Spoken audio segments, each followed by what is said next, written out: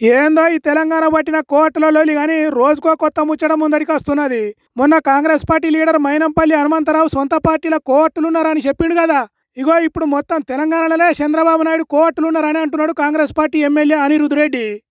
లెటర్లు కాదు, చంద్రబాబు నాయుడు కోర్టులు ఈ రోజు మన తెలంగాణలో ఉన్నారు. ఇరిగేషన్ ప్రాజెక్టులు వాళ్ళే, రోడ్లు కాంట్రాక్టులు వాళ్ళే, దందాలు హైదరాబాద్ లో వాళ్ళే. ఇనరా రాష్ట్రం మొత్తం నిండుకున్నారట కోర్టులు, మొత్తం వాళ్ళే పనులు చేస్తున్నారట.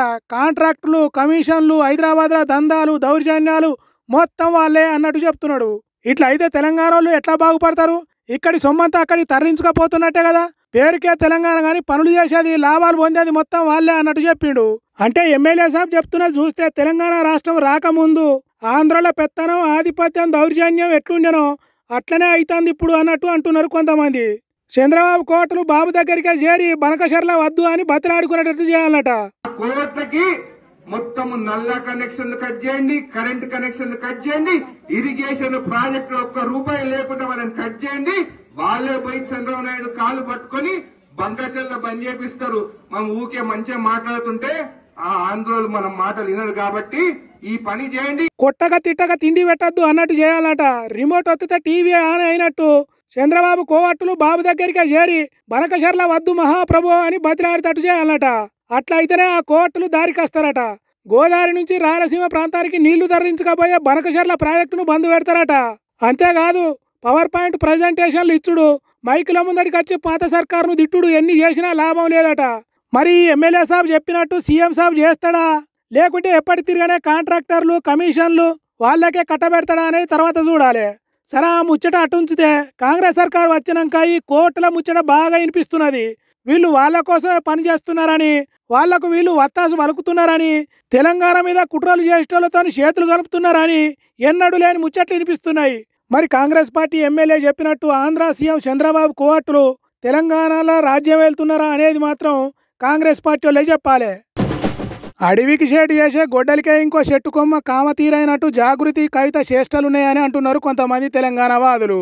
తెలంగాణ సంస్కృతి మీద, తెలంగాణ లీడర్ల మీద పని కట్టుకొని విషం జిమ్మే చంద్రబాబు నాయుడు మీడియాకు ఎట్లా ఇంటర్వ్యూ ఇస్తుంది అని అంటున్నారు.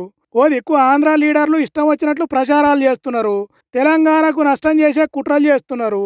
దానికి ఎల్లో మీడియా వంత పాడుతున్నది, కావాల్సినంత డ్యామేజ్ చేయాలి అన్నట్టు కాసుకొని కూసున్నది. ఎట్లా పడితే అట్లా వార్తలు రాసి వండుతున్నారు. అట్లా చేసినందుకే మొన్న ఓ ఆంధ్ర టీవీ ఛానల్ మీద దాడి కూడా జరిగింది. అంతటి కష్టకాలంలో మళ్ళా వాళ్ళ దగ్గరికే చేరుడైంది, వాళ్ళకి ఇంటర్వ్యూలు ఇచ్చుడైంది. తెలంగాణ కోసమే పనిచేస్తున్న బీఆర్ఎస్ పార్టీ లోపల చర్చించుకునే ముచ్చట్లను బయటికి చెప్పుడైంది. ఇది రహస్యాలను బయట పెట్టినట్టు కాదా, నవ్వేటోని ముందట బొక్కబోర్లా పడ్డట్టు కాదా అంటున్నారు. పార్టీ అంతర్గత విషయాలు ఏమన్నా ఉంటే పెద్దలతో మాట్లాడాలి, లేకుంటే సపరేట్ మీటింగ్ పెట్టినప్పుడు చెప్పాలి. అంతేగాని టీవీలలో కూర్చొని చెప్పుడేంది. ఇప్పటికే లేఖల పేరుతోని పార్టీ లోపల చర్చించే లోపాలను బయట పెట్టి చెయ్యరా అని తప్పు చేసింది. దానికి కేసీఆర్ కనీసం దగ్గరికి కూడా రాని అని పరిస్థితి తెచ్చుకున్నది జాగృతి కవిత. అట్లా జరిగినాకనైనా కొద్దిగా సోయిలకు రావాలి కదా.